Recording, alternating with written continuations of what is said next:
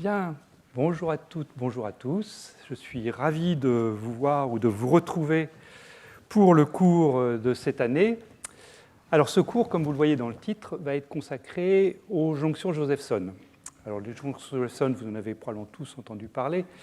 Ce sont des dispositifs, enfin un petit peu d'historique, qui sont apparus dans les années 60 et qui ont, en matière condensée, apporté des bouleversements importants dans pas mal de domaines, comme on va le voir, à la fois dans le domaine de la métrologie, pour définir les unités électriques, dans le domaine des capteurs, avec les squids. Tout ça, c'est des choses qu'on va voir tranquillement ensemble après.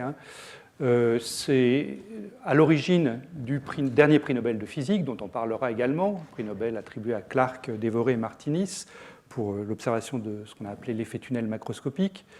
Et puis plus récemment, l'effet Josephson est à la base de toutes les réalisations de qubits supraconducteurs pour le traitement quantique de l'information. Ces jonctions Josephson, donc elles sont apparues sur des plateformes supraconductrices. C'est comme ça que Josephson avait postulé son effet. Encore une fois, on va en parler dans un instant. Mais après, elles ont irrigué d'autres domaines, et en particulier le domaine des ondes de matière atomique. D'abord avec des plateformes à base d'hélium, hélium 3 ou hélium 4, dans un régime superfluide dans les deux cas. Et puis plus récemment, et c'est ça qui m'a vraiment motivé pour faire ce cours, les plateformes d'atomes froids, de gaz quantiques, des gaz quantiques bosoniques, des gaz quantiques fermioniques. Et donc ça faisait un certain temps que je me disais que ce serait bien de faire une série de cours sur les jonctions Josephson, et puis le prix Nobel de cette année, de septembre dernier, m'a poussé à prendre ça comme sujet de cours.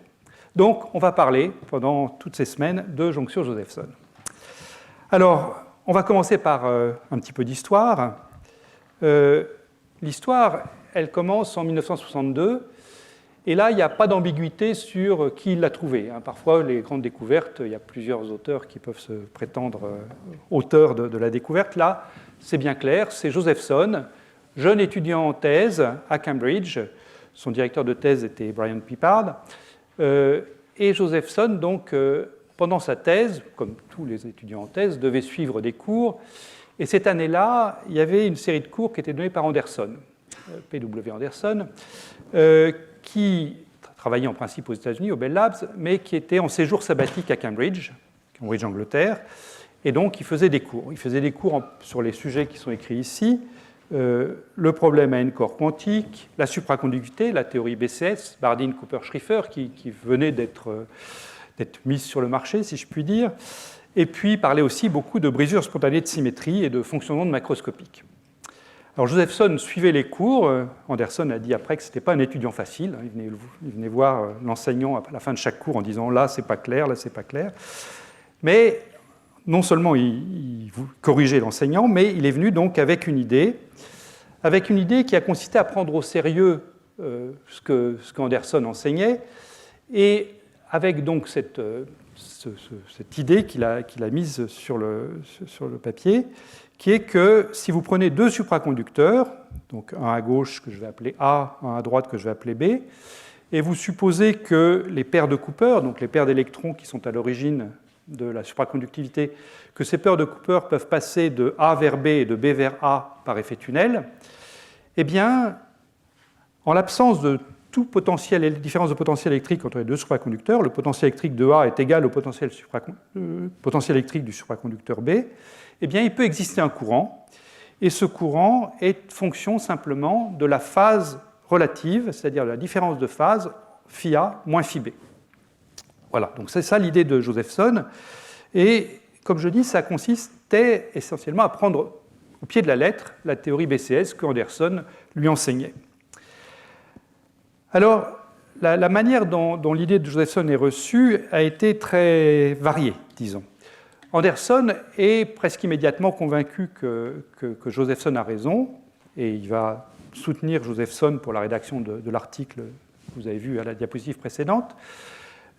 Anderson, quelques années après, a écrit la chose suivante, donc on peut le lire ensemble, je peux traduire. En 1962, nous avions déjà postulé, nous c'est la communauté, en particulier Bardeen, Cooper et Schrieffer, nous avions déjà postulé que la supraconductivité consistait,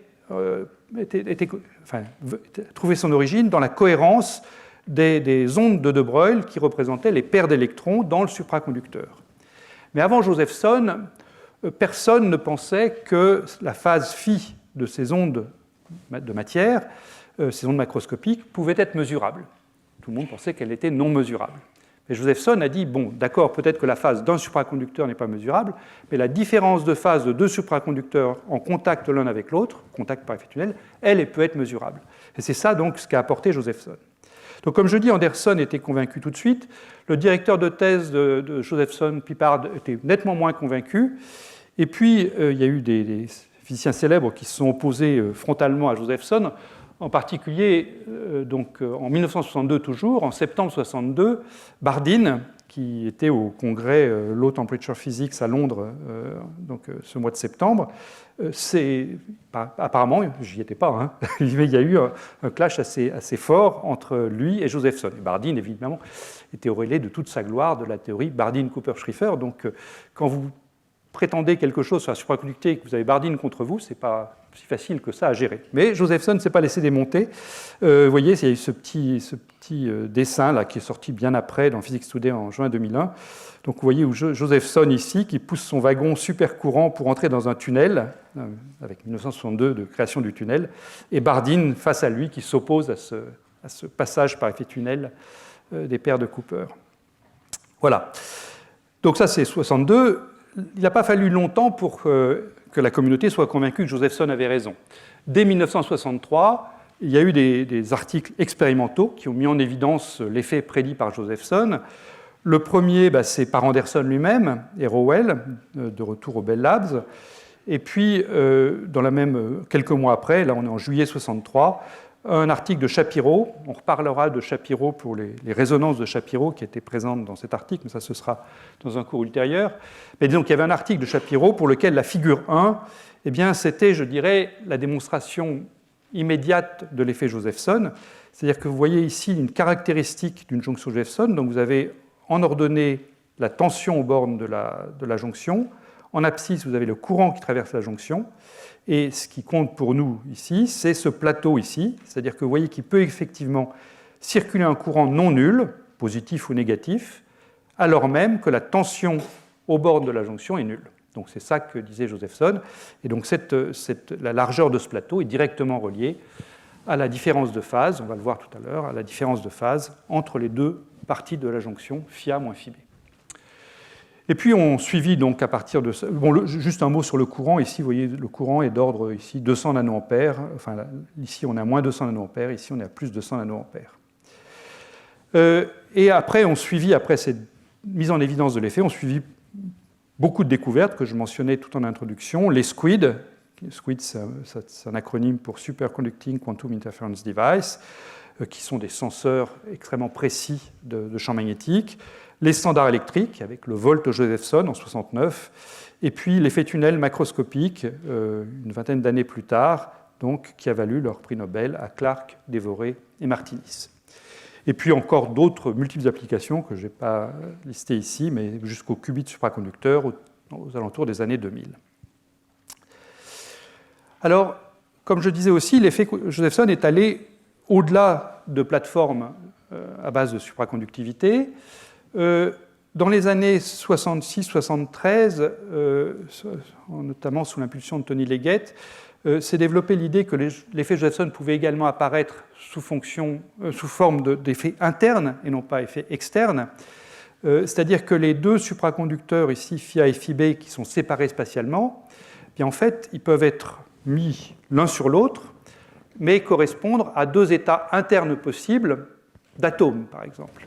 Donc à ce moment-là, vous avez la phase phi A qui décrit l'assemblée d'atomes dans l'état A, la phase phi B qui va décrire la phase de l'assemblée d'atomes dans l'état B, et ce qui va venir remplacer le couplage tunnel, le passage de particules de A vers B et de B vers A, eh bien, ce sera un couplage cohérent, une radiofréquence par exemple, dans le cas de l'hélium-3, où cet effet a été mis en évidence, une radiofréquence qui fait ce couplage. Mais les équations de base sont exactement les mêmes, et on passera pas mal de temps cette année à voir justement cet effet Josephson interne. Et puis, en revenant vers l'effet Josephson externe, en 1985, alors toujours sur les plateformes d'hélium superfluide, hélium 3 fermionique ou hélium 4 bosonique, eh bien, on a pu mettre en évidence cet effet Josephson où la jonction tunnel initiale est remplacée par des parois percées de tout petits trous. Là aussi, on aura l'occasion de revenir là-dessus dans les cours. Et donc, comme je disais, depuis une vingtaine d'années maintenant, il y a des expériences avec des gaz à atomes froids manipulés par laser. Et là encore, il y a beaucoup de résultats qui sortent. Je dirais, il n'y a pas une semaine sans qu'il y ait déposé sur l'archive de serveurs de préprint. Il n'y a pas une semaine où il n'y a pas un article au moins dans lequel il y a le mot Josephson qui apparaît dans le résumé ou dans le titre. Voilà. Alors, le plan du cours sera le suivant. Aujourd'hui, on va parler donc des équations de base de l'effet Josephson et on verra sa transposition à un double puits de potentiel pour des particules matérielles comme des atomes. Ensuite, on s'intéressera à la dynamique d'une jonction Josephson, ça sera la semaine prochaine. Comment est-ce qu'on établit ces caractéristiques courant-tension, par exemple. Et c'est là qu'on regardera, pas très longtemps, mais on regardera l'effet tunnel macroscopique, c'est-à-dire le prix Nobel de l'an dernier. Dans le cours 3, on s'intéressera à l'effet Josephson alternatif, les résonances de Shapiro, et en particulier la manière avec laquelle on s'y prend pour réaliser des standards électriques. Comment est-ce qu'on peut, comme ça, mesurer des voltages, en particulier avec une très très grande précision. Et puis ensuite, on s'intéressera à des aspects plus quantiques, encore des jonctions Josephson, avec les jonctions internes, les condensats fragmentés, et le dernier cours sera consacré aux squids, aussi bien les squids supraconducteurs que les squids atomiques. Voilà, donc ça c'est le programme pour les 6 semaines qui viennent. Comme toujours, ces cours sont accompagnés de séminaires, et voilà, vous avez ici la liste des séminaires. Les résumés sont en ligne, donc vous pouvez les voir. Je rappelle juste qu'aujourd'hui, on aura la chance d'écouter Christophe Salomon, qui viendra nous parler de la toute première horloge à atomes froids mise en orbite. Elle a décollé il y a un an et un mois. C'était fin avril, je crois. Je ne sais pas où est Christophe, mais oui, il est quelque part. C'était fin avril, il me semble. Oui. 21 avril, voilà. Donc ça fait 1 an et 1 mois que l'horloge tourne autour de nos têtes, et donc il y a des premiers résultats. Donc Christophe viendra nous parler. Voilà. La semaine prochaine, ce sera Monika Edelsberger de Max Planck, et puis vous avez la liste ici qui suit. Bien. Donc, comme je le disais, le cours d'aujourd'hui est consacré à la jonction Josephson et au double puits de potentiel. Et le plan de ce cours sera le suivant. On va commencer très doucement avec de l'électrocinétique de base, les circuits RLC. Je pense que là, vous serez en terrain familier. Mais ça va me permettre de mettre en place un formalisme qui n'est pas forcément celui qu'on voit quand on est au lycée, qui est le formalisme lagrangien pour un circuit LC. Et j'ai fait ça parce que, une fois qu'on sera familiarisé bien avec ces formalismes lagrangiens pour le circuit LC, ce sera assez naturel de le transposer aux jonctions Josephson. Et donc là, ce ne sera pas des choses qu'on voit au lycée, en tout cas pas à ma connaissance. Ensuite, on passera aux 2 relations de Josephson, ce que Josephson a écrit dans son article initial.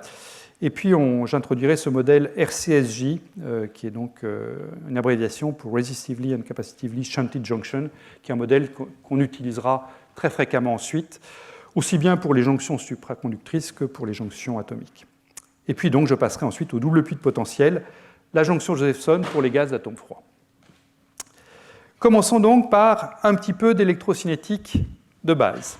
Donc, comme je le dis, là, ça va commencer par des choses que je pense vous connaissez tous. Donc, on va s'intéresser au dipôle électrique.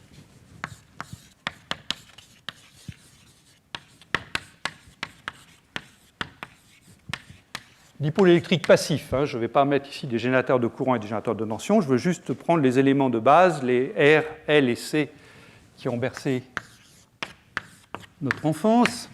Voilà.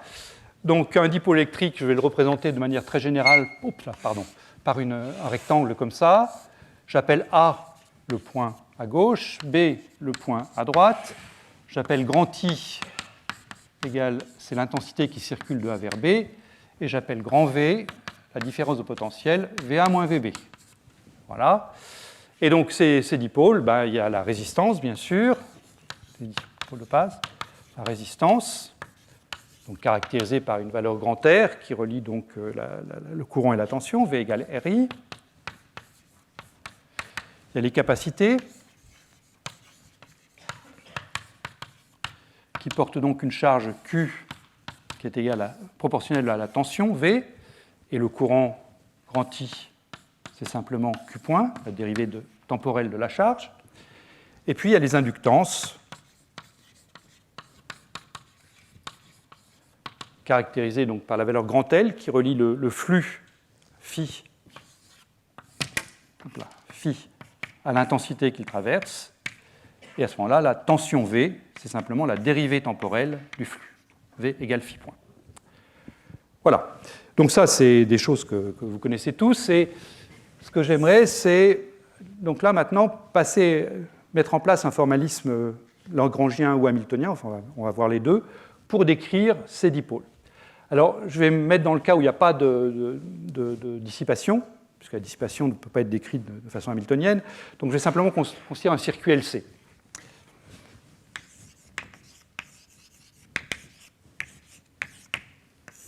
Donc, un circuit LC, je mets une inductance, comme ça, et puis une capacité. Je mets tout ça en parallèle. J'appelle ce point-là le point A, ce point-là le point B. Je suppose que j'ai juste affaire à ce circuit-là. Hein. Donc, le courant total dans le circuit, il n'y a pas de courant qui rentre ni de courant qui sort. Donc, le courant IL qui traverse l'inductance plus le courant IC qui traverse la capacité doit être nul. C'est la loi habituelle sur les courants. Donc, si j'écris ça en termes des variables que j'ai introduites ici, donc, pour mon inductance, je vais commencer par la capacité. Pour la capacité IC qui traverse la capacité, c'est Q point, et Q, c'est CV, donc ça va être CV point. Je ne sais pas si je le mets comme ça, oui, c'est pas mal. Et puis IL, eh bien, c'est ce que j'ai écrit ici, c'est le flux phi divisé par l'inductance grand L. Donc, si je choisis de travailler avec le flux comme variable, donc IL, ici, c'est phi sur L, plus IC, alors IC, j'ai dit que c'était CV point, mais V, c'est phi point, donc V point, la dérivée première, ça va être la dérivée seconde du flux, donc ça va me faire plus, donc C phi point point égale à 0. Donc j'ai affaire à une équation du type phi seconde plus 1 sur LC phi égale 0, donc j'en déduis la fréquence de mon circuit, ça c'est avec le carré de la fréquence angulaire de la pulsation, donc oméga est égal à 1 sur racine de LC.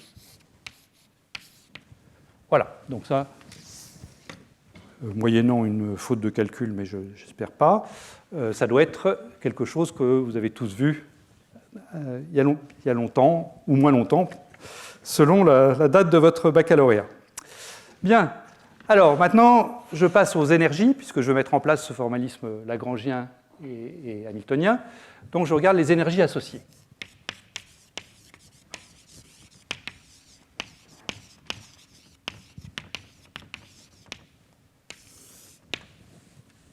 Alors, l'énergie, donc, je la calcule en partant de la puissance instantanée. La puissance instantanée, comme vous le savez, c'est le produit tension fois intensité, P égale UI.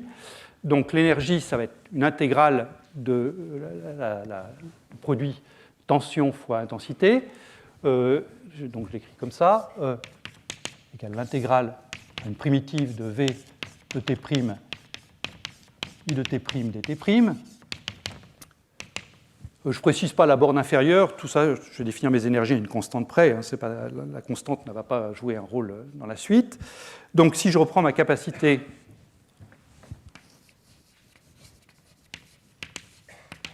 j'ai donc je vais l'appeler UC de T, qui est donc une primitive de, alors V, si je choisis toujours de travailler avec le flux ou avec la charge, ici, donc V c'est Q sur C, ici, donc Q de T' sur C, I c'est Q point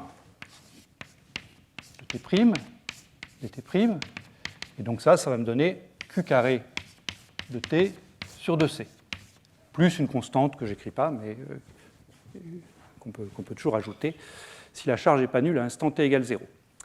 Pour l'inductance, donc UL de T, ça va être toujours la primitive de... Alors, V de T', donc c'est là que je veux travailler avec le flux. V, c'est phi point. Donc, phi point de T'. Ensuite, j'ai l'intensité I, qui est donnée ici par phi sur L. Donc, phi de T' sur L. Et donc, ça me donne phi carré de T sur 2L. Voilà, donc mes deux énergies, Q2 sur 2C, phi carré sur 2L. Bien. Alors maintenant, passons à ces formulations. Ça doit être l'avant-dernier point ici, formulation lagrangienne.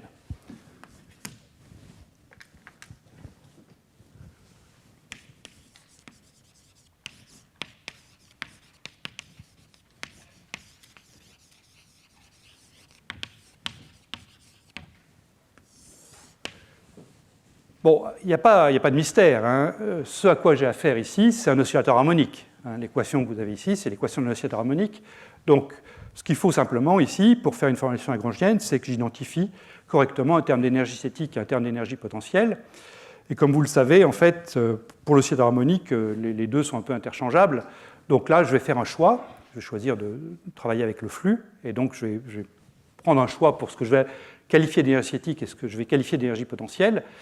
Ce choix, je le fais parce que, en fait, ce sera lui qui sera pertinent pour la jonction Jefferson, qui, elle, n'est pas un oscillateur harmonique. La jonction Jefferson est non linéaire. Donc, le choix que je fais ici n'est pas le choix unique, mais c'est le choix qui se généralisera ensuite simplement pour la jonction. Donc, pour ma formulation lagrangienne, je vais prendre un lagrangien L qui va être fonction de variable phi et de la variable phi point, donc le flux qui traverse l'inductance. Et je mets ce lagrangien sous la forme 1/2 de C phi point carré moins donc le UL de phi. Et le UL de phi, c'est celui qui est écrit ici, c'est phi carré sur 2L. Donc je choisis de dire que la partie inductive, si vous voulez, va jouer le rôle d'une énergie potentielle, et ce qui sera de l'énergie cinétique, eh bien, ce sera plutôt la partie capacitive. Alors on peut vérifier que ça c'est bon, hein, en vérifiant que l'équation de Lagrange est bien vérifiée. Donc l'équation de Lagrange, c'est d sur dt de dl sur d phi point qui doit être égal à la dérivée partielle de L par rapport à phi. Et ça, ça donne quoi? dl sur d phi point, c'est c phi point. Donc cette chose-là, c'est c phi point. Je dérive par rapport au temps, donc ça va me faire du c phi seconde, égale dl sur d phi. dl sur d phi, c'est donc avec un signe moins, le dul sur d phi. Et dul sur d phi, c'est phi sur L. Donc c'est égal à moins phi sur L. Et ça, c'est bien la même équation que celle-ci. Phi sur L égale moins c phi point point. Donc cette équation-là est bien la bonne. Donc mon Lagrangien est un Lagrangien autorisé. J'aurais pu vous en trouver d'autres, encore une fois, mais celui-là, il convient tout à fait. Bien, et alors, dernier point, donc, formulation hamiltonienne de ce problème.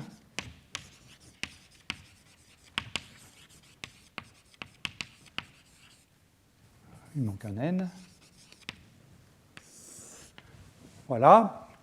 Donc, comme vous le savez probablement, pour passer de la formulation lagrangienne à la formulation hamiltonienne, il faut identifier le moment associé à la variable phi. Donc ça, le moment conjugué à phi,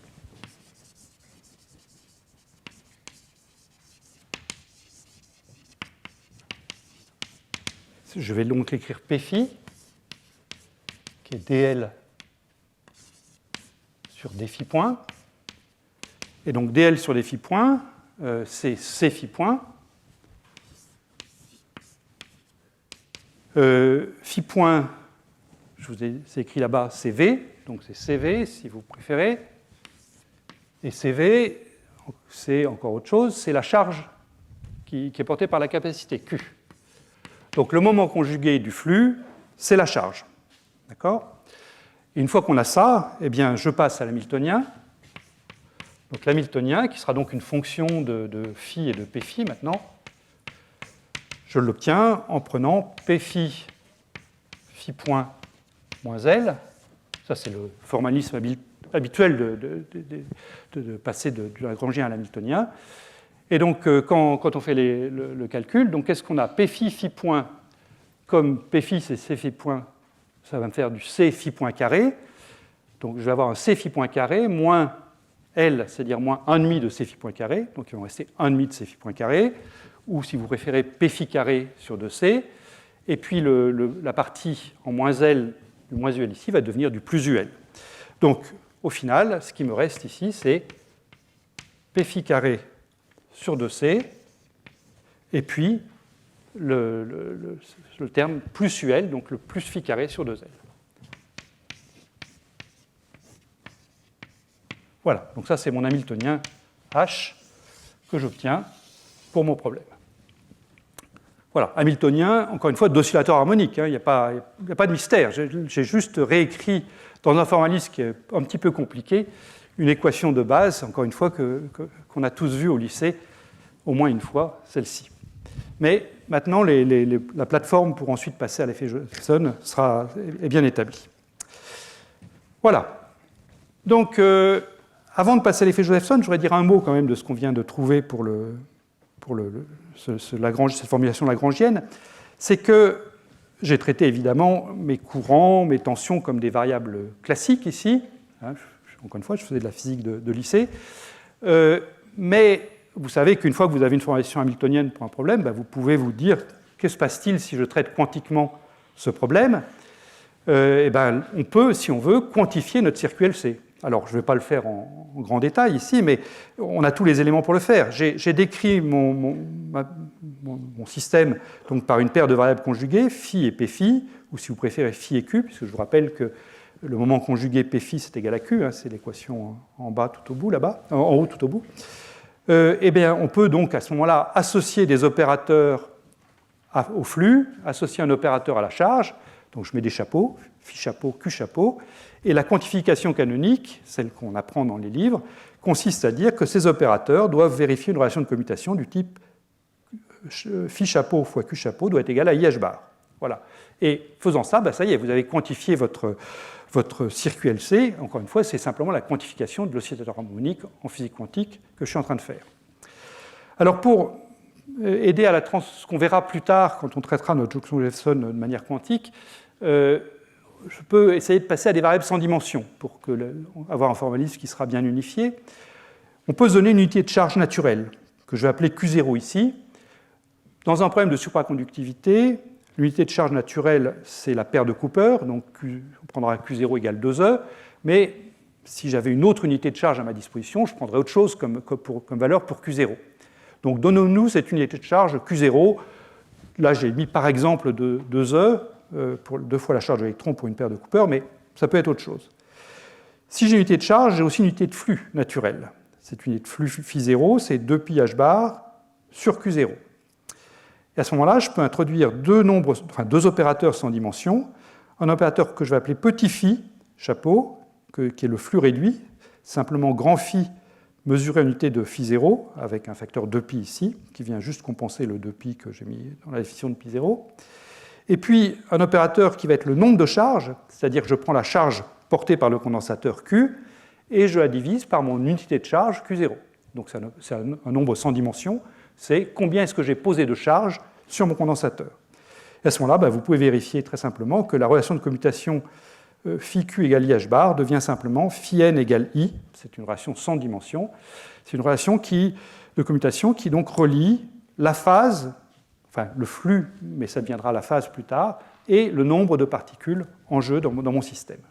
Voilà, c'est vraiment une relation importante qu'on va retrouver pour les jonctions Josephson un petit peu plus tard, mais je voulais le dire tout de suite, puisque là, on avait tout le formalisme pour le mettre au point. Bien. Alors, passons maintenant à la jonction Josephson. Donc, la jonction Josephson, comme je l'ai dit, quand Josephson l'a proposée, il s'intéressait à deux supraconducteurs qui pouvaient donc être reliés l'un à l'autre par effet tunnel. C'est-à-dire qu'on peut avoir des passages de paires de Cooper de cet état-ci à cet état-là, La barrière qu'on met ici peut être en pratique de différentes origines, hein. Ça peut être un isolant, ça peut être un semi-conducteur, ça peut être un métal normal, non supra. Voilà, on peut mettre beaucoup de choses à cet endroit-là. Les épaisseurs typiques sont de l'ordre de quelques dizaines de nanomètres.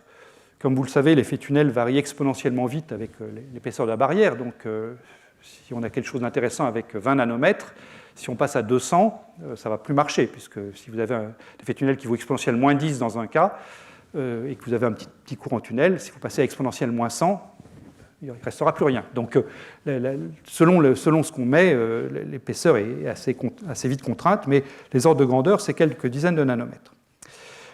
On s'est vite rendu compte qu'en fait, l'effet Josephson pouvait se généraliser à d'autres systèmes, comme par exemple ce système-là, où tout est supraconducteur, mais simplement j'ai une constriction, c'est-à-dire un tout petit passage pour les paires de Cooper de la partie de gauche vers la partie de droite. C'est ce qu'on appelle un lien faible, weak link en anglais. Et ces liens faibles sont également descriptibles par un formalisme du type Jonction-Josephson. On représente ça de manière très, très symbolique par cette ligne ici avec une croix. Donc la croix représente la Jonction-Josephson. Donc à gauche, j'ai une fonction de macroscopique pour une paire de Cooper qui est racine de rho, la densité de paire fois puissance i phi a, la phase. Ici, racine de rho b puissance i phi b. Si je prends le même supraconducteur à gauche et à droite, la densité et la même température, qui est naturelle dans une manip de basse température, à ce moment-là, les densités ρA et ρB sont égales, et tout ce qui compte, c'est donc les phases phi A et phi B qui, elles, ne sont pas nécessairement égales, et le courant de Josephson va venir précisément de cette différence de phase phi A moins phi B. Donc maintenant, on va écrire les deux relations de Josephson, et je vais le faire aussi au tableau pour qu'on les ait ensuite tout le temps sous les yeux. Donc je vais effacer ça.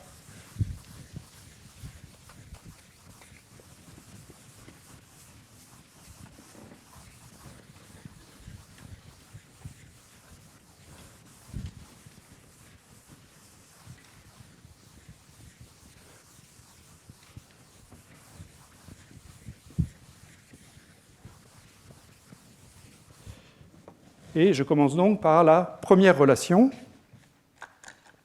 qui va relier le courant à la différence de phase.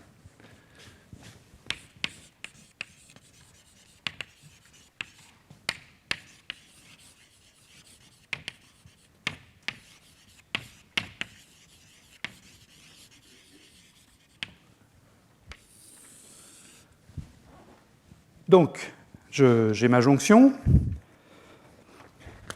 que je redessine. Ici, j'ai le point A, ici, j'ai le point B. Et j'ai donc le courant qui circule de A vers B. Je définis ma phase phi, qui est phi A moins phi B.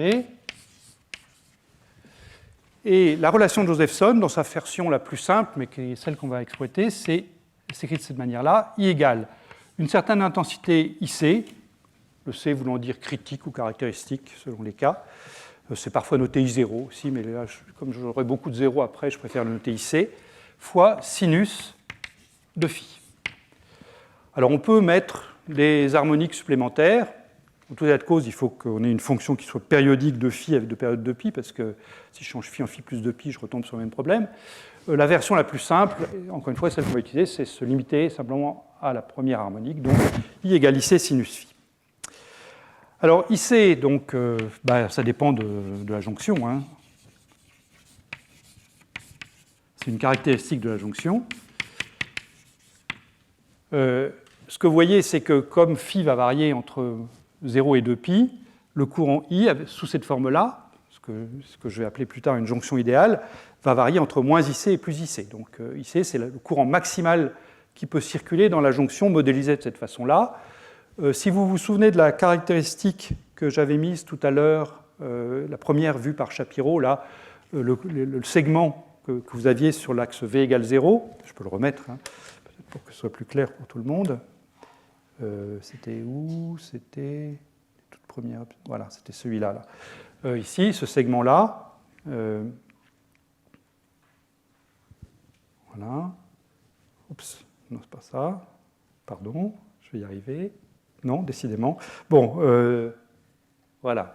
On va dire ce segment-là, ici. Je ne sais pas si... Voilà. Ce segment-là. C'est entre moins IC et plus IC. Et donc ici, IC valait 200 nanoampères. Bon, c'est une valeur qu'on peut prendre comme étant réaliste.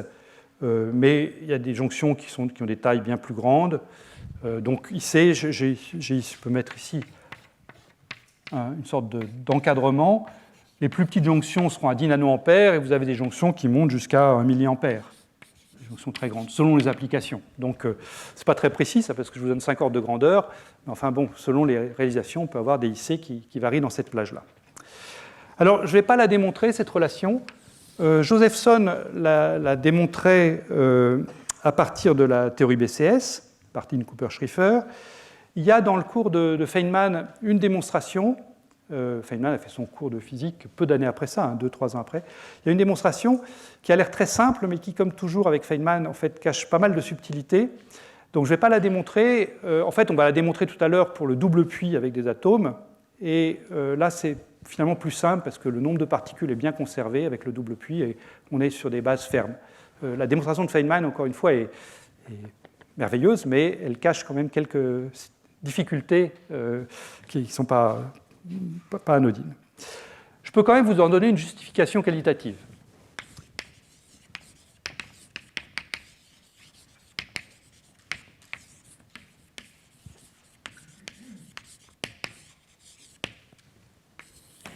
Supposons que la phase de mon supraconducteur soit toujours bien définie, même au travers de la barrière. Donc cette phase, je la note θ de x, et supposons donc au travers de la barrière, donc j'ai x ici, θ de x qui est cette phase, eh bien j'ai une phase qui varie par exemple comme ça. Voilà. Donc ici j'ai la valeur φA, ici j'ai la valeur φB, et puis dans la barrière ici j'ai une phase qui varie. Voilà, c'est passe de φA à φB de manière à peu près continue comme ceci. Bien. Donc si je dis ça, donc la différence de phase phi, c'est cette différence-là. Hein, le phi égale phi A moins phi B, c'est cette différence de phase-là. Prenons une paire de Cooper. Quelque chose qu'on apprend en physique quantique, c'est qu'il y a une vitesse associée à une particule, et cette vitesse, si je veux la calculer de manière semi-classique, c'est le gradient de la phase de la fonction d'onde. Ce que je suis en train de vous dire, ça relève de ce qu'on appelle le courant de probabilité en physique quantique. C'est une des choses qu'on apprend en premier. La vitesse d'une particule, V, je peux le mettre ici, c'est h bar sur m, si je me mets une dimension, dθ sur dx. Où θ est la phase de la fonction d'onde. Donc si je prends ma paire de Cooper ici, j'ai une phase qui va varier. Alors là, tel que j'ai dessiné, par exemple, le dθ sur dx est négatif. Donc ça veut dire que la vitesse de mes paires de Cooper, ici, v, va être négative sur mon dessin, puisque la phase θ diminue, donc elle a un gradient négatif à cet endroit-là. Par ailleurs, la charge de mes paires de Cooper, c'est moins 2e. 2e, j'avais trouvé tout à l'heure, je l'avais pris positif, donc la charge de la paire de Cooper, c'est moins 2e, qui est négatif aussi. Donc j'ai un courant de particules négatives, dans ce cas-là, qui va circuler à droite vers la gauche, et ce courant, il fera intervenir la dérivée de la phase. Donc plus j'aurai une grande différence de phase ici, plus ce sera grand. Si les phases sont égales, je n'aurai pas de courant. Si je me limite aux petits phi qui sont écrits ici, si je prends la sinus phi par phi, c'est exactement ce que j'attends de cette relation-là. Donc j'ai un courant de particules négatives qui va de la droite vers la gauche, et donc le courant électrique, lui, va aller de la gauche vers la droite. Et on sent bien qu'il sera effectivement proportionnel à la vitesse avec laquelle cette phase varie, donc avec ce sinus phi-là, la différence de phase de la gauche à la droite. J'insiste bien que ce que je vous dis là, c'est qualitatif, hein, mais on verra tout à l'heure comment faire des choses plus quantitatives avec des ondes associées à des atomes. Voilà, donc j'ai un courant positif. Hein. Ici, je peux conclure. Courant positif, comme cela. Si phi est positif, c'est-à-dire si phi A est plus grand que phi B. Bien. Maintenant, la deuxième relation de Josephson.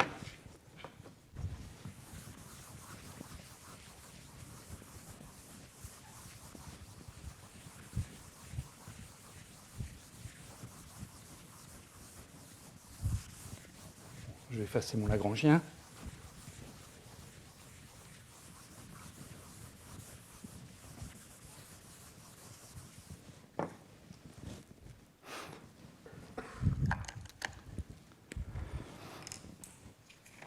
Donc la deuxième relation,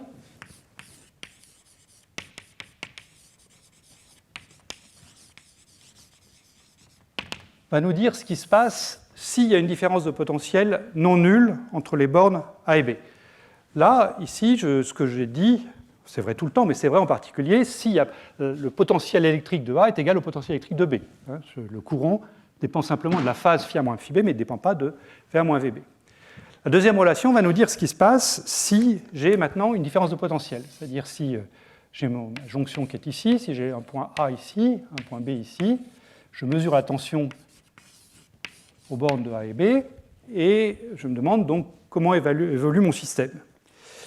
Eh bien, ce que montre Josephson, toujours à partir des relations, de la théorie de BCS, c'est que la phase phi, la différence de phase phi, va évoluer, et va évoluer de la manière suivante. H bar phi point, donc H bar d phi sur dt, est égal à 2e fois la différence de potentiel, V, qui est encore une fois égal à VA moins VB. Voilà, donc ça nous dit comment la jonction se comporte si on met une différence de potentiel à ces bornes. Je vous rappelle que 2e est positif ici. C'est pour ça que j'ai dit tout à l'heure que moins 2e était négatif, la charge d'une paire de Cooper. Alors là encore, je ne vais pas le justifier rigoureusement, mais il y a un moyen de comprendre assez simplement cette relation, qui est de revenir à ce qui se passe quand vous préparez un système dans un état propre de son Hamiltonien. Donc je vais appeler cette étape psi-e. Donc si je prends un système dans l'état propre de Hamiltonien, vous savez que son évolution temporelle s'appelle un facteur de phase et puissance moins IET sur H bar. Donc si je prends un psi-e à l'instant t, c'est et puissance moins IET sur H bar, psi-e à l'instant 0. Donc si maintenant je prends une paire de Cooper qui est dans cette zone-là, ici, son énergie grand E, EA, je peux l'écrire, ça va être égal à moins 2E fois le potentiel électrique VA. Même chose pour EB, ça va être moins 2E VB. Donc ce que je vais voir apparaître pour une paire de Cooper du côté A, eh bien, c'est que sa phase phi A, donc si je écris simplement cette exponentielle, je vais voir apparaître exponentielle de moins fois moins 2E, donc 2E, j'ai un I bien sûr, et V, T sur H bar,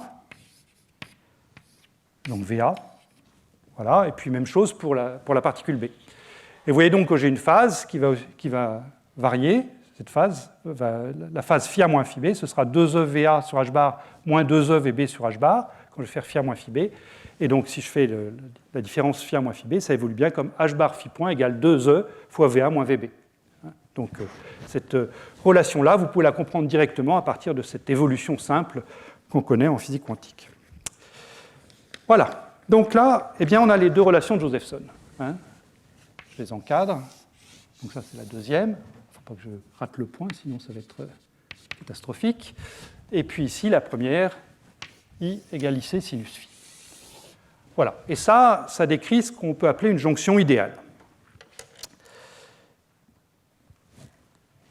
Alors, ce qu'on remarque tout de suite, c'est que ces deux relations ne peuvent pas suffire à décrire complètement ce qui se passe sur une jonction.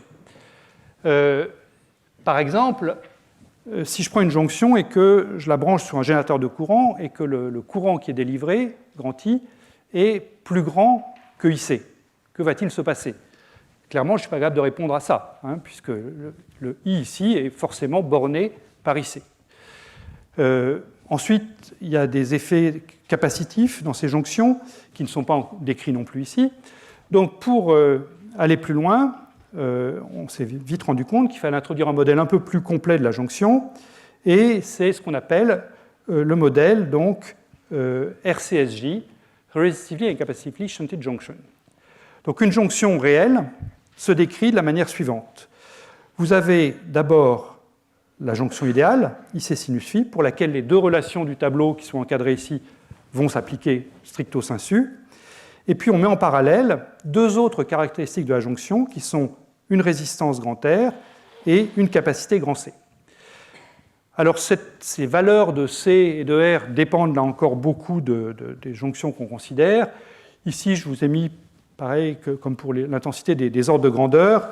Pour la capacité, disons que ce sera entre 10-15 et 10-10 farads. J'ai toujours 5 ordres de grandeur, donc je suis assez prudent. Et pour la résistance, je vois que j'ai mis que 3 ordres de grandeur, entre 0,1 et 100 ohms. La capacité, c'est essentiellement la véritable capacité électrique formée par les deux jonctions de la paroi. Vous avez des charges qui peuvent s'accumuler, donc elle va dépendre de l'air, de la jonction et tout ça. La résistance, enfin la dissipation, décrite par R, elle peut avoir une origine très variée. Ça peut être un courant de quasi-particules à température non nulle. Ça peut être lié à des défauts de la barrière, des inhomogénéités, des petits ponts qui peuvent se produire qui favorisent l'effet tunnel. Voilà, dans R, on peut mettre beaucoup de choses, et ça, ce qu'on y met dépend beaucoup de la jonction qu'on fabrique. Alors, là encore, je vais repasser au tableau, je pense que ce sera peut-être une des dernières fois, pour décrire maintenant comment est-ce qu'on va s'y prendre pour décrire ce modèle donc, qui va nous occuper beaucoup, ce modèle RCSJ. Donc, le modèle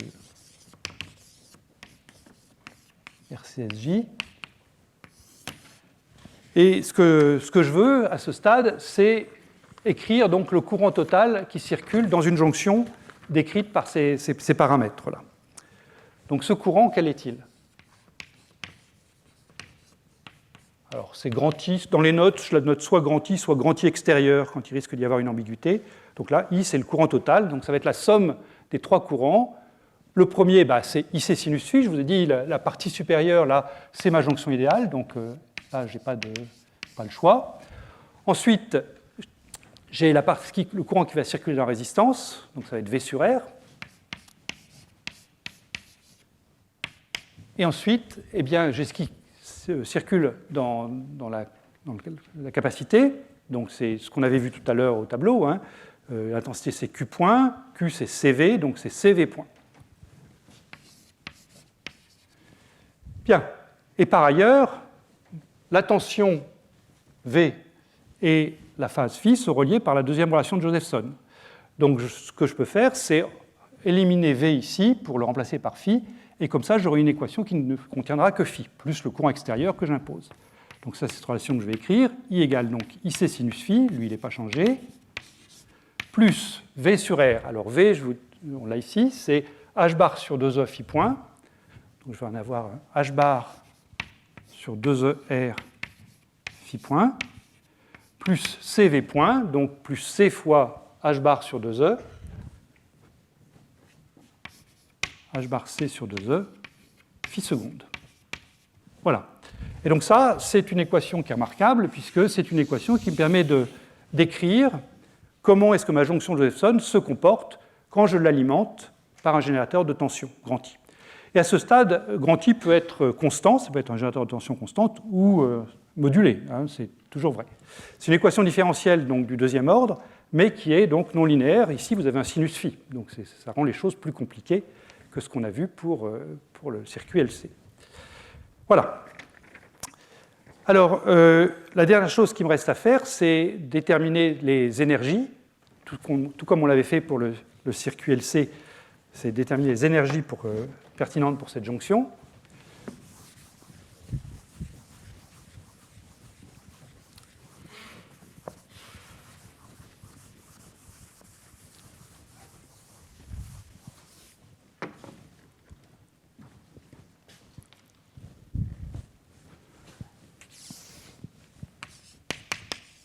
Donc, de nouveau, les énergies en présence.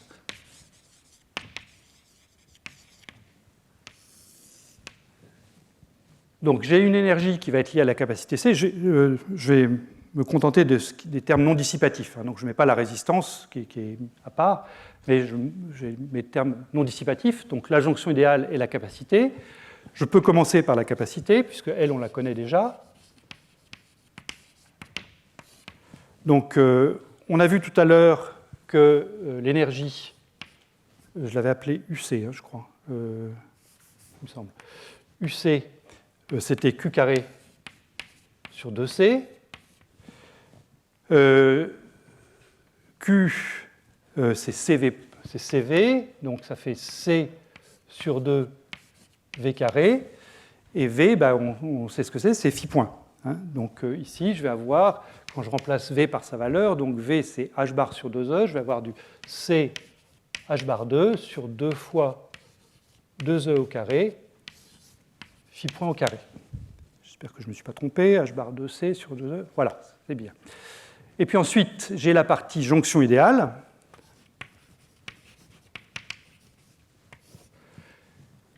Donc là, il faut que je revienne à la formule initiale, qui était donc l'intégrale, une primitive de U, enfin V de T', I de T', dt'. Et ça, qu'est-ce que ça donne pour ma jonction? Ça donne V, encore une fois, je le connais, c'est la deuxième relation de Josephson, H bar sur 2E, phi point de T'. Et puis I de T', ce qui circule dans ma jonction idéale, c'est la première relation de Josephson, c'est le IC sinus phi.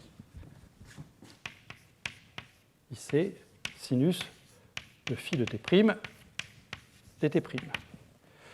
Voilà, donc il y a un préfacteur qui sort, qui est H bar IC sur 2E.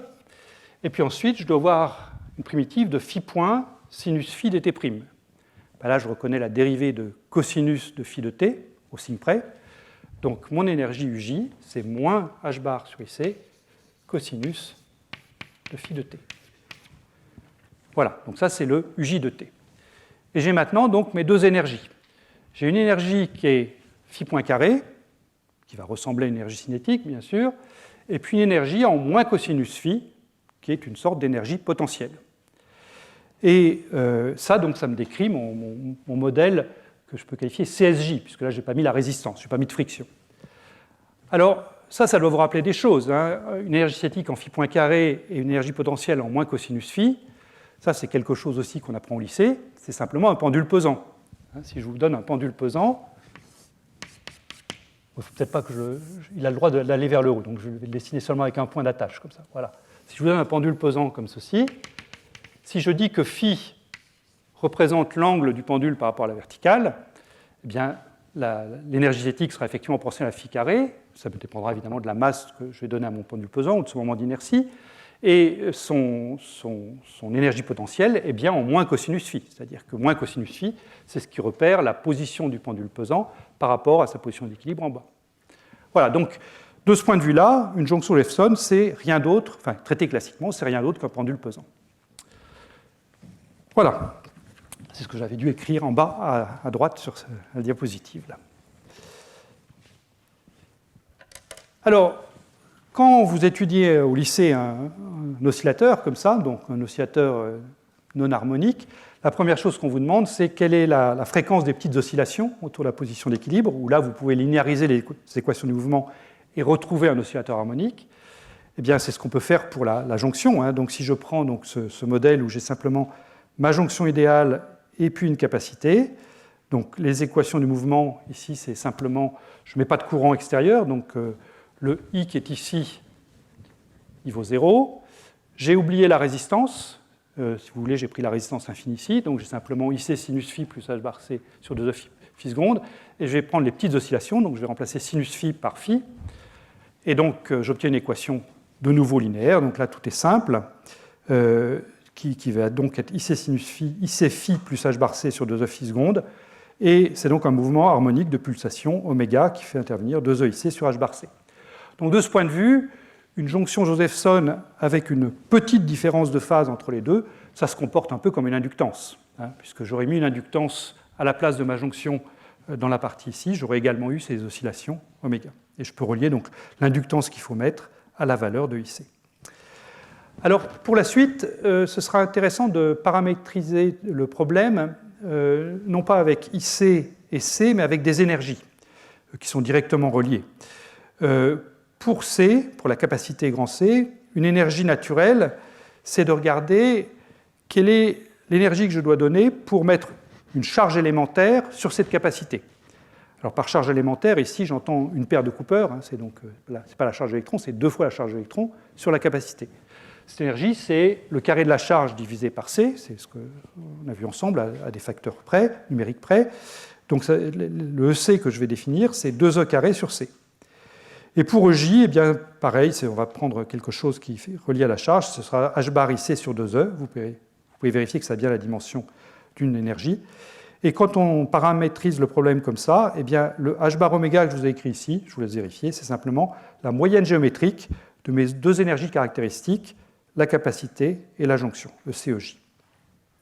Et si je peux vous donner un ordre de grandeur de cette fréquence caractéristique qu'on appelle fréquence des oscillations plasma, c'est le plasma électronique qui oscille, eh bien, les valeurs caractéristiques, si vous prenez un IC qui est de l'ordre du microampère, une capacité qui est de l'ordre du picofarad, c'est à peu près au milieu des bornes que je vous avais données tout à l'heure, eh bien, vous trouvez une fréquence de l'ordre de 10 GHz. Et c'est effectivement ce type de fréquence qu'on trouve toujours pour les jonctions Josephson supraconductrices, comprises entre 1 et 100 GHz, typiquement, les valeurs caractéristiques. C'est des fréquences élevées, hein, c'est ça qui fait l'intérêt des jonctions supra, c'est qu'on a des taux de répétition très élevés. Voilà. Bien. Eh bien maintenant, j'aimerais passer aux atomes, et donc à la jonction Josephson pour un condensat de Bose-Einstein d'atomes.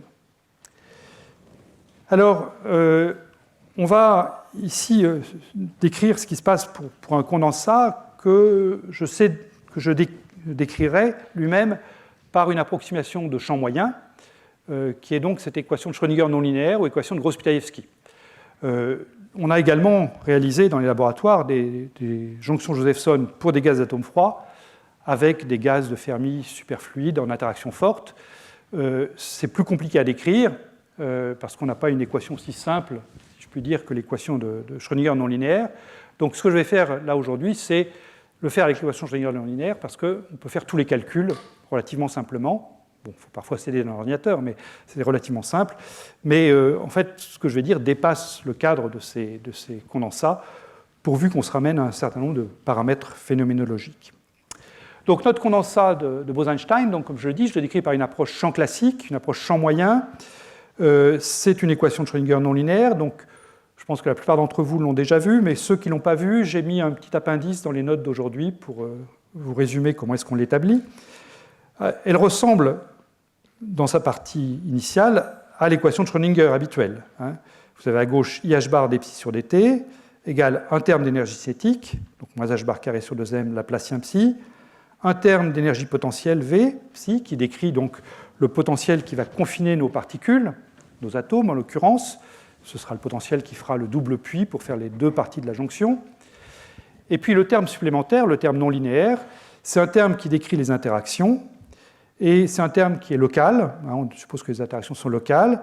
C'est un terme qui fait donc intervenir la densité atomique. La densité atomique, c'est, je peux l'écrire ici, ρ de R, c'est grand N fois psi carré. Ma fonction d'onde ici, je la suppose normalisée. Je suppose que l'intégrale de psi carré sur tout l'espace est égale à 1.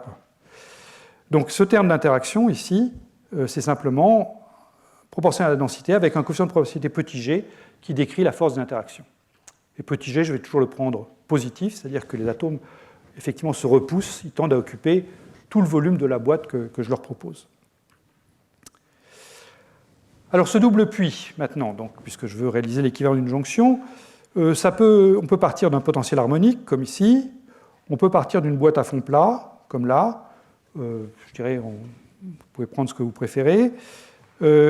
Au centre, on va mettre une barrière que les atomes pourront franchir par effet tunnel. Cette barrière, en général, dans les expériences, est faite par un faisceau laser très focalisé. Le col du faisceau laser est de l'ordre du micromètre. Et les atomes à gauche et à droite sont décrits par leur potentiel chimique. Je vais mettre à température nulle.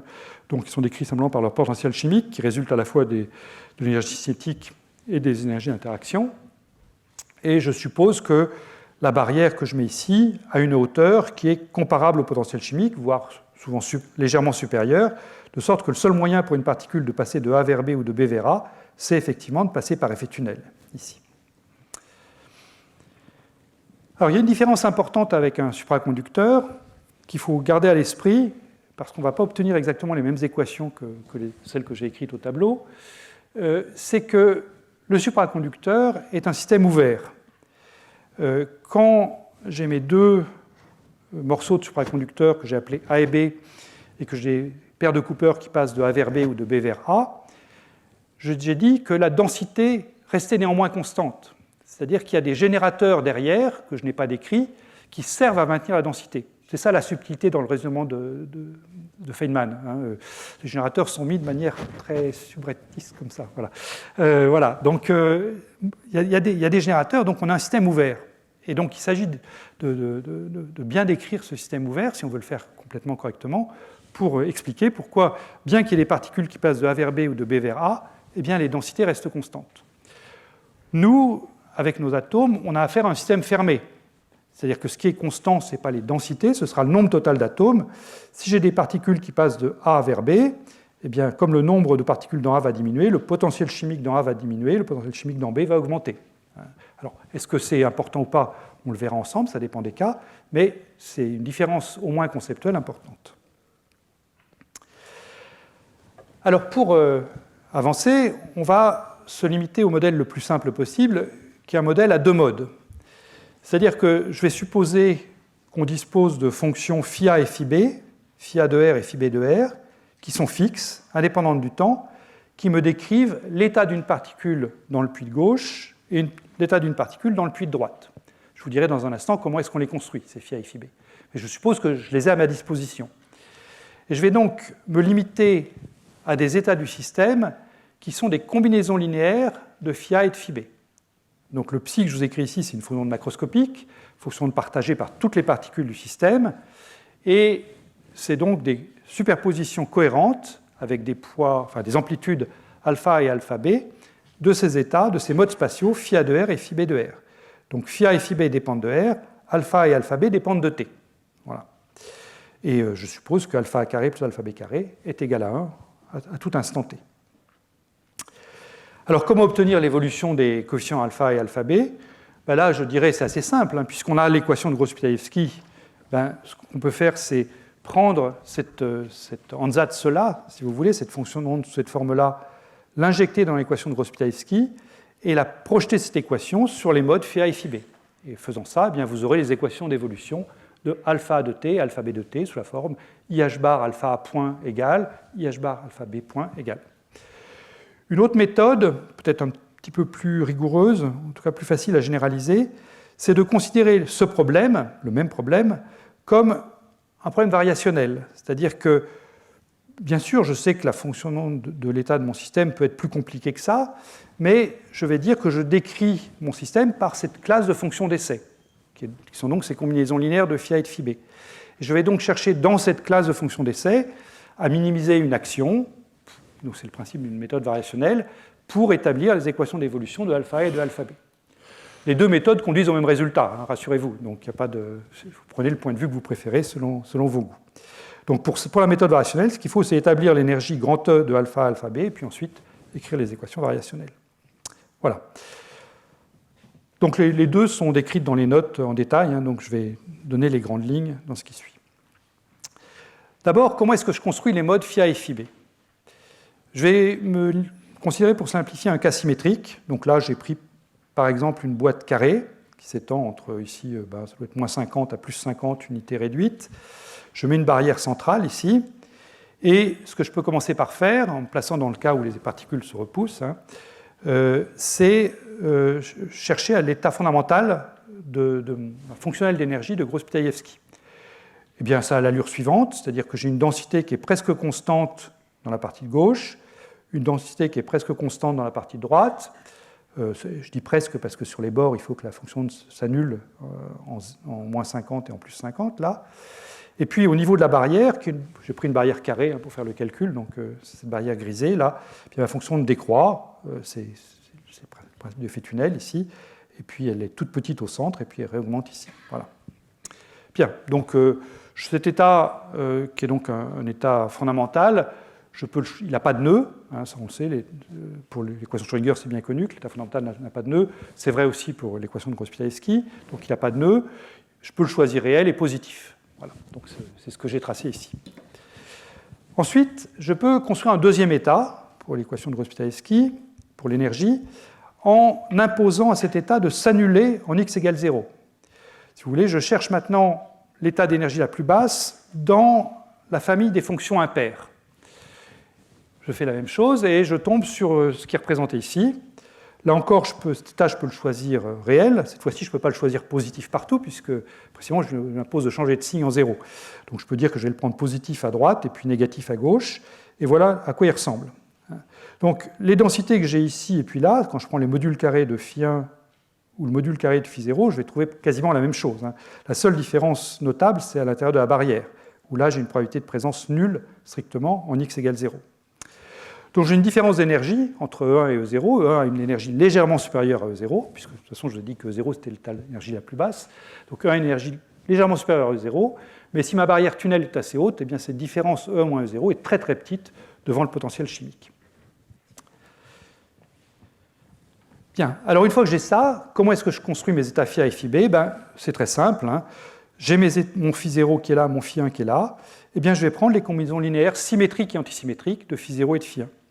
Si je prends la combinaison linéaire symétrique, φ0 plus φ1, eh bien, dans la partie de droite ici, ils sont tous les deux positifs, donc ils vont s'ajouter, c'est la courbe bleue ici, et au contraire, ils vont se soustraire dans la partie de gauche.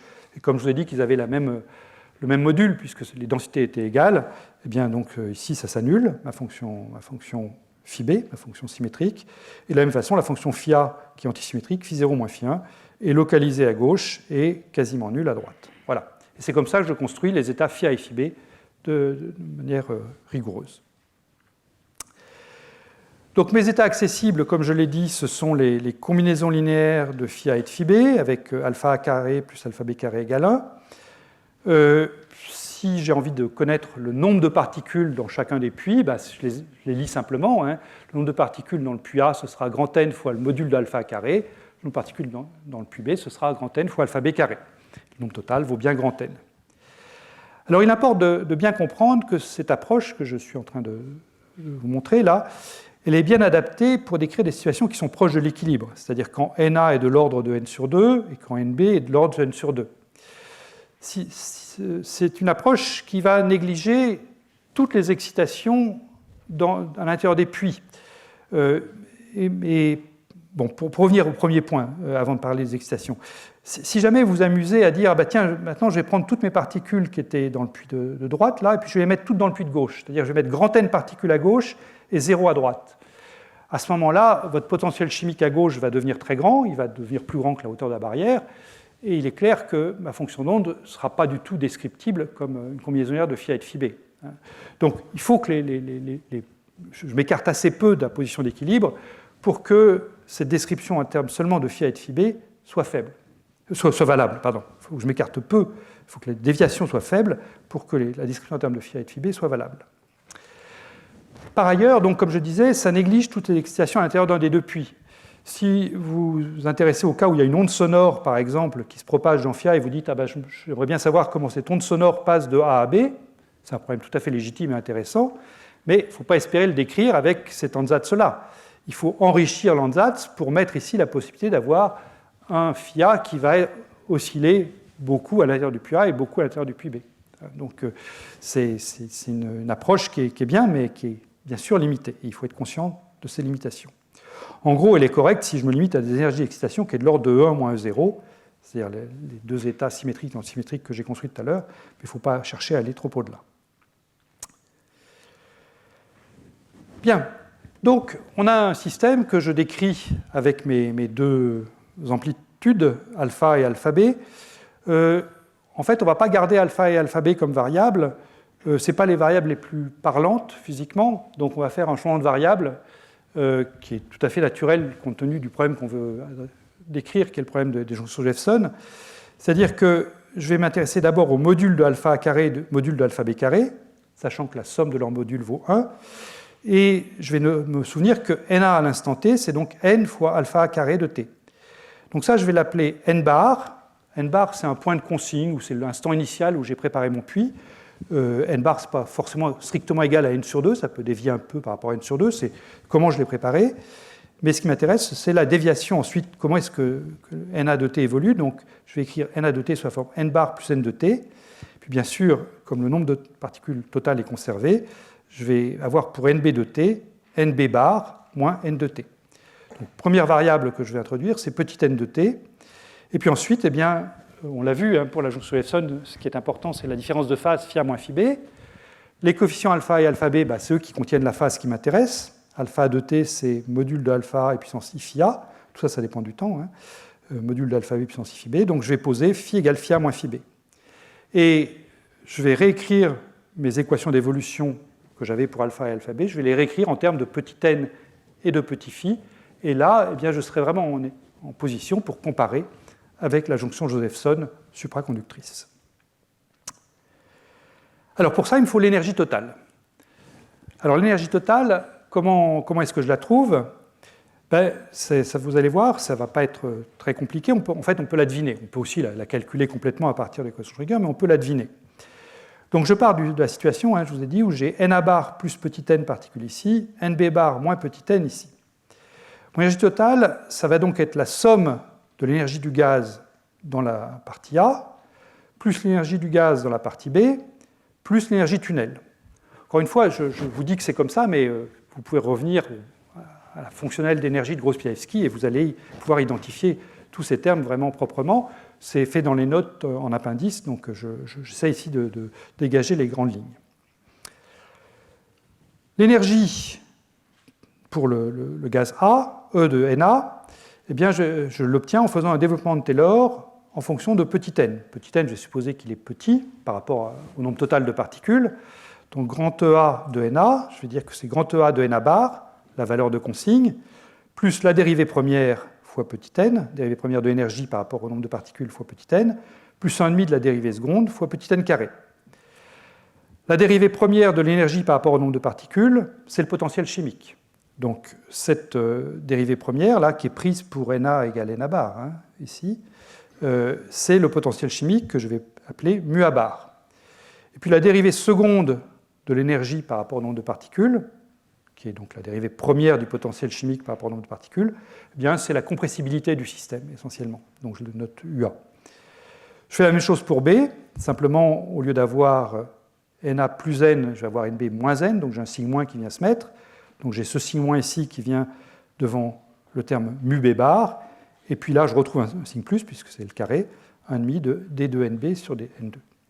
Donc mon énergie sur site, je peux l'écrire sous cette forme-là. Un premier terme qui va être la somme des valeurs à Na bar et NB bar, c'est une constante. Là encore, les constantes dans l'énergie, ce n'est pas important.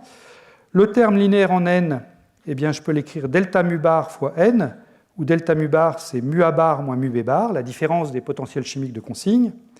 Et puis j'ai un dernier terme ici, qui me fait intervenir le carré du nombre de particules.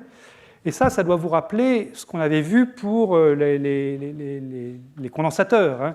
Quand j'écrivais tout à l'heure un Q2 sur C, là, donc le nombre de charges au carré sur une capacité, eh bien là, c'est un peu la même chose. C'est une énergie de charge. C'est l'énergie que je dois payer pour faire passer des particules de A vers B. Tout comme je dois payer une énergie pour faire passer des charges d'une armature sur l'autre d'un condensateur. Donc ce EC, je l'appelle EC parce que ça va jouer le rôle d'une énergie de charge, et son origine mathématique, c'est donc d mu A sur dNA plus d mu B sur dNd, c'est la somme des deux compressibilités. L'énergie tunnel maintenant. Donc l'énergie tunnel, il y a plusieurs manières de la calculer. Là, j'ai choisi de le faire avec une approche seconde quantification. Donc dans cette approche, le terme tunnel, si je prends un hamiltonien quantique, le terme tunnel, c'est un terme qui me décrit une particule à droite et qui m'en crée une à gauche, ou le contraire, qui me détruit une particule à gauche et qui m'en crée une à droite. Donc c'est un terme qui a la structure suivante, moins fois AB croix plus A croix B. Le signe moins, il est là pour garantir que l'état fondamental est bien la forme symétrique. Donc là, je suis dans une approche champ classique. Donc les termes de création et d'annihilation de particules, je vais les remplacer par les amplitudes. Donc petit a, destruction d'une particule dans A, je vais le remplacer par racine de Na et puissance I phi A. A croix, je vais le remplacer par racine de Na et puissance moins I phi A. Et même chose pour B, puissance I phi B, puissance moins I phi B. Et donc quand je vais remplacer donc, ces opérateurs création et destruction par des nombres classiques, eh bien, ce que je vais faire apparaître, comme j'ai des A qui multiplient des B, je vais faire apparaître en racine de Na et de B, ici. Et puis le terme de phase, eh bien, j'aurai pour le premier ici, A qui multiplie B croix, donc j'aurai puissance I phi A qui va multiplier le puissance moins I phi B, donc c'est ce que j'ai mis ici. Et puis ensuite, j'ai le terme complexe conjugué, A croix B, donc puissance moins I phi A qui va multiplier puissance I phi B. Donc l'énergie tunnel, et donc la partie hamiltonien tunnel, mais prise dans cette approximation classique, qu'est-ce qu'elle fait intervenir? Eh bien, ce puissance I phi A moins phi B plus son complexe conjugué, c'est 2 fois cosinus phi A moins phi B. Donc je vais retrouver une énergie en cosinus phi A moins phi B. Ça doit nous rappeler des choses. Hein. Vous aviez ce moins cosinus phi ici qui apparaissait dans l'énergie de la jonction supra. Donc c'est un moins cosinus phi qui apparaît, avec un préfacteur qui est racine de Na et de B. Alors, racine de Na et de B, je vous rappelle, Na c'est Na bar plus N, NB bar moins N. Donc Na et NB sont tous les deux d'ordre N sur 2. Donc racine du produit, c'est d'ordre N sur 2 aussi. Donc ça, je peux le mettre N sur 2 fois un terme gamma de N qui va être proche de 1, mais qui n'est pas strictement égal à 1, parce que, encore une fois, Na et NB varient dans le temps. Donc c'est ça, en fait, la nouveauté par rapport aux jonctions supra. J'ai un moins EJ cosinus phi, encore une fois, c'est la même chose que ce que j'ai là-bas. Il suffit que je rappelle que EJ, c'est H bar IC sur 2E. Mais j'ai ce terme gamma de N d'ordre 1, mais pas strictement égal à 1, qui est nouveau par rapport aux jonctions supra. Je récapitule. On a donc une énergie à une constante additive près qui a la forme suivante. Le terme qui vient des énergies sur site, delta mu bar N plus EC sur 2 N2, et puis ce terme qui vient de l'effet tunnel, moins EJ gamma de N cosinus phi. Je sais calculer EC à partir de la compressibilité du gaz. Je vous rappelle que c'est la dérivée du potentiel chimique par rapport au nombre de particules. Quant au EJ, eh bien, je sais également le calculer. En fait, je l'ai déjà calculé, si vous avez suivi tout ce que j'ai dit, puisque j'ai calculé tout à l'heure l'énergie de l'état phi 0 et l'énergie de l'état phi 1, ici. Eh bien, si vous regardez ce que c'est que l'état phi 0 et ce que c'est que l'état phi 1, c'est jamais rien d'autre que les configurations. Pour l'état phi 0, c'est petit n égale 0, donc équilibre des nombres de particules et la même phase à gauche et à droite, puisque là, c'est les fonctions d'onde positives ici et positives là. Et phi 1, c'est simplement, encore une fois, un équilibre, même nombre de particules à gauche et à droite, mais cette fois-ci, j'ai une différence de phase de pi entre la gauche et la droite, puisque j'ai un changement de signe. Donc, pour déterminer EJ, je peux prendre n égale 0, donc j'annule ce terme-ci, j'annule ce terme-là, il me reste simplement cette chose-là avec gamma de n égale 1, puisque je suis dans le cas n égale 0, et dans un cas, je vais avoir moins EJ, pour ici, et dans l'autre cas, je vais avoir plus EJ pour là, puisque je prendrai cosinus phi égale moins 1 ou plus 1. Donc EJ, c'est simplement 1,5 de 1 moins E0. Donc voilà, j'ai complètement caractérisé mon problème pour un condensat décrit par Gross-Pitayevsky. Bien, ben, j'en arrive à la toute dernière partie de ce cours, ça va pas être très long. C'est les équations du mouvement, maintenant, pour bien vérifier que je retrouve ce qu'on a vu pour Josephson. Et puis les oscillations plasma, qui ont été la première vérification expérimentale de cette physique Josephson avec des gaz atomes froids. Donc, on a l'énergie qu'on a trouvée, je répète, de manière semi-quantitative, mais qui peut être établie de manière vraiment rigoureuse à partir de la fonctionnelle d'énergie de Gross-Pitayevsky, avec ces deux composantes, énergie sur site et puis énergie tunnel. Et donc, ayant l'énergie, eh bien, je peux obtenir les équations de mouvement avec les équations de Lagrange. Alors là encore, il y a des choses qui sont faites dans les notes que je ne veux pas redupliquer, mais les équations de Lagrange, quand je travaille en variable petit n, petit phi, sont très simples. C'est h bar n point égale la dérivée de e par rapport à phi, et h bar phi point, c'est moins la dérivée de e par rapport à n. Voilà, c'est une façon simple d'écrire finalement l'équation de Schrödinger non linéaire quand je travaille avec ces variables-là. Allons-y. h bar n point, donc je dois dériver cette énergie-là par rapport à phi. Ben, c'est simple, hein, parce que phi n'intervient que dans cette fonction-là, donc c'est moins cosinus phi, et j'obtiens donc h bar n point égale EJ gamma de n sinus phi. Ça, c'est vraiment équivalent à la relation de Josephson. H bar n point, c'est quoi? N point, c'est comment est-ce qu'évolue le nombre de particules à gauche et évolue le nombre de particules à droite. N point, c'est rien d'autre que le courant qui circule de la gauche vers la droite ou de la droite vers la gauche, hein, puisque petit n me repère le nombre de particules dans chacun des sous-puits. Donc, h bar n point égale sinus phi, c'est vraiment la première relation de Josephson. La nouveauté, c'est que j'ai ce terme gamma de n qui est là. Ce terme gamma de n qui prend en compte le fait que je ne travaille pas à densité constante, mais à nombre de particules constant. Donc la probabilité de passage de gauche à droite peut dépendre de combien j'ai de particules à gauche et combien j'ai de particules à droite.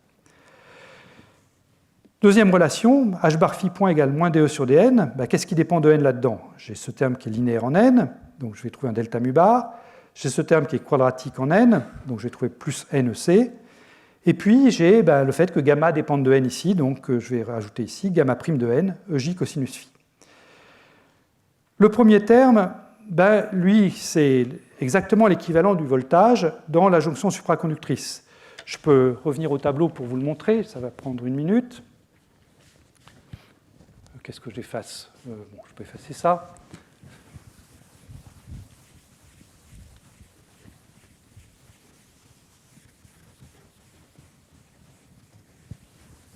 Je vais m'intéresser à la différence de potentiel chimique instantanée. Delta mu, ce que j'appelle delta mu sans la barre, c'est la différence instantanée. C'est donc mu A moins mu B.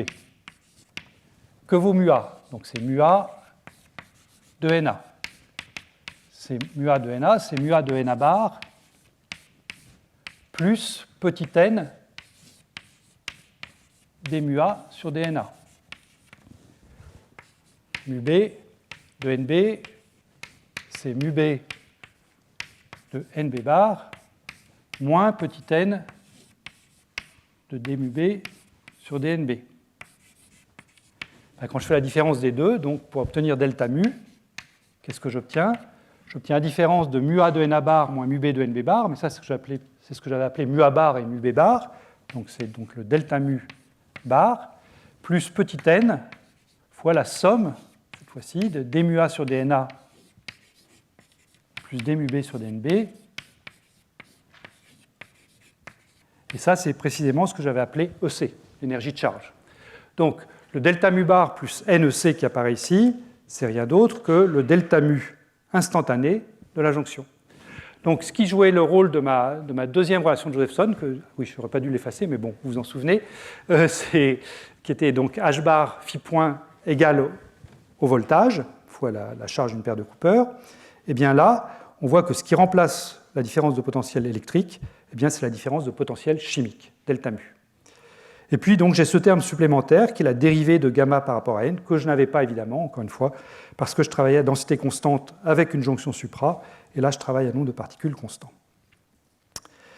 Bien. Alors, je vous ai parlé tout à l'heure des oscillations plasma d'une jonction Josephson, qui étaient simplement les petites oscillations de mon pendule ici, au voisinage de sa position d'équilibre. Eh bien, ces oscillations plasma, on peut les voir aussi pour une jonction atomique.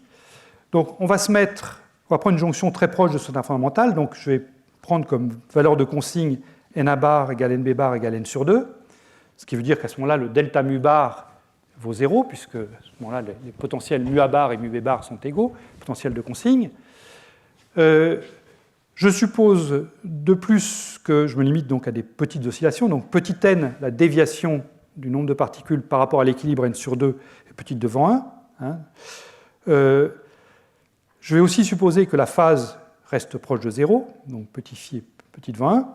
Donc, dans les relations de Josephson pour ma fonction atomique, ma jonction atomique, je vais pouvoir faire des simplifications. La première ici, je vais me limiter à des termes d'ordre 1. Donc, h bar n point sinus phi, je vais le remplacer par phi, c'est déjà d'ordre 1. Donc, je vais pouvoir prendre gamma de n à l'ordre le plus bas. Donc, gamma de n égale 1. Donc, la première relation va être simplement h bar n point égale EJ fois phi. Dans la deuxième relation, là, le terme delta mu bar vaut 0. Mais comme terme d'ordre 1, je vais avoir NEC et puis gamma prime. Alors, que vaut gamma prime? Donc, je reviens à gamma de n. Je vous ai dit tout à l'heure, gamma de n, c'est la moyenne géométrique de NA et de NB divisée par n sur 2. Donc, quand je remplace NA et NB par n sur 2 plus n et n sur 2 moins n, gamma de n vaut 1 moins 4 fois n2 sur grand N2, petit n est petit devant grand N, donc je fais un développement limité, 1 moins 2n2 sur grand N2. Donc gamma prime, la dérivée de gamma, c'est moins 4n sur n2. Donc gamma prime est linéaire en n. Donc il faut que je le garde ici, je garde le NEC aussi, et je récupère donc une équation du type h bar phi point égale moins EC plus 4j sur n2 petit n. Donc ça, c'est encore une fois un problème d'oscillateur harmonique, c'est normal, hein, j'ai tout linéarisé, donc c'est normal que je me ramène à des équations linéaires. C'est un mouvement d'oscillateur harmonique avec une pulsation h bar oméga p qui est donc EJ fois EC plus 4J sur N2, le produit des coefficients qui sont là et là. Voilà. Que penser de ça? Est-ce que je retrouve mes petits? Est-ce que je retrouve ma jonction Josephson? Eh bien, la réponse est ça dépend. Supposons que je sois capable de faire varier EC, par exemple. Donc ici, j'ai EC qui varie. Vous voyez que EC intervient en étant additionné à 4J sur N2. Donc je vais mettre 4J sur N2 sur mon axe et je vais distinguer deux régimes. Le premier régime, qui est le régime qui va le plus nous intéresser, c'est le régime où EC est grand devant 4J sur N2. À ce moment-là, je peux négliger ça si je suis ici. Et je trouve h bar oméga p égale racine de EJEC, c'est le régime Josephson. C'est le régime qu'on a trouvé tout à l'heure. Je vous l'avais dit tout à l'heure, hein, que la fréquence plasma pouvait se mettre comme moyenne géométrique de l'énergie de charge et de l'énergie EJ Josephson associée à la jonction. Eh bien, si je suis dans le cas où EC est grand devant 4J sur N2, je peux effectivement retrouver la jonction Josephson. Et vous pourrez vérifier, en remontant le calcul de la diapositive précédente, que ça correspond au cas où gamma prime de n joue un rôle négligeable, où je peux prendre gamma de n égale 1. C'est-à-dire que je peux négliger, en gros, le fait que, comme les nombres de particules ont varié, la probabilité d'effet tunnel a varié aussi. Donc c'est vraiment le régime Josephson, parce que, encore une fois, dans Josephson, on suppose que les densités sont constantes, et donc que la probabilité tunnel reste constante, l'effet tunnel reste constante au cours du temps. Donc ce régime-là, c'est le régime Josephson, c'est lui qui va le plus nous intéresser. Mais néanmoins, il ne faut quand même ne pas passer sous silence l'autre régime, qui est le cas où l'énergie de charge est vraiment très faible, donc plus faible que C. À ce moment-là, ce que je trouve, c'est une fréquence plasma qui ne dépend pas de C. C'est simplement, vous voyez, h bar oméga carré, ce sera EJ carré sur N2, donc h bar oméga p sera EJ sur N.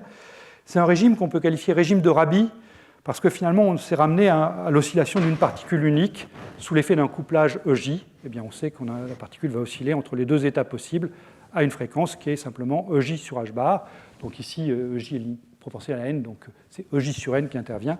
Mais c'est un régime qui est finalement le régime d'un système à deux niveaux classique en physique quantique. Enfin, classique en physique quantique, habituel en physique quantique. Ça fait un peu bizarre, sinon, comme formulation.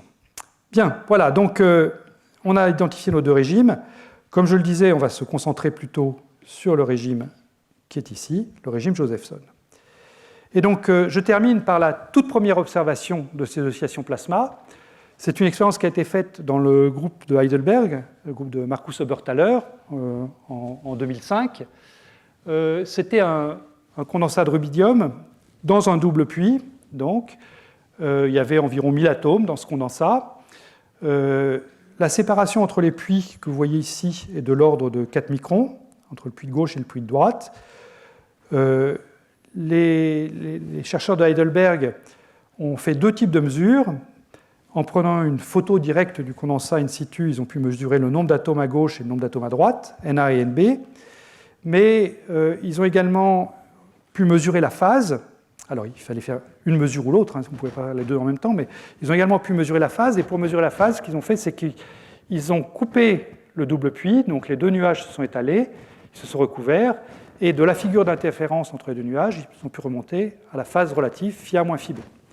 Donc, leurs résultats sont sont montrées ici. D'abord, vous avez des photos prises in situ. Ici, vous voyez très bien l'oscillation. Là, un surplus d'atomes à gauche, ici un surplus d'atomes à droite, et puis de nouveau à gauche. Là, vous avez la différence de population qui oscille en fonction du temps. Et là, vous avez la phase relative qui oscille en fonction du temps. On peut vérifier que la phase est en quadrature par rapport au nombre de particules. C'est normal, hein. N point est proportionnel à phi point est proportionnel à moins n. Donc les deux fonctions sont en quadrature l'une par rapport à l'autre. Et ils ont pu vérifier que leur expérience était bien faite dans le régime Josephson, c'est-à-dire qu'ils avaient bien une énergie de charge supérieure à EJ sur N2. Voilà, donc ça a été, je dirais, la première expérience qui est réalisée vraiment l'expérience du double puits, telle que Josephson finalement l'avait proposé pour les jonctions supra. Voilà, eh bien j'en arrive à la fin. En conclusion, qu'est-ce qu'on a vu aujourd'hui ? Eh bien, on a vu la jonction Josephson idéale, décrite par les deux relations de Josephson, I égale IC sinus phi, H bar phi point égale 2EV. On a vu ce modèle avec une résistance et une capacité en parallèle avec la jonction idéale pour décrire les effets capacitifs et aussi la dissipation qui joue un rôle important dans la suite. Et puis on a vu enfin le passage à une jonction atomique avec ce double puits. Ce terme gamma de n qui peut ou non jouer un rôle, quand il ne joue pas de rôle, quand je peux prendre gamma de n égale 1, gamma prime égale 0, eh bien on a vu qu'on avait une correspondance parfaite avec les jonctions supraconductrices. Voilà, je m'arrête ici. Je vous rappelle le séminaire de Christophe Salomon dans un quart d'heure et je vous remercie pour votre attention.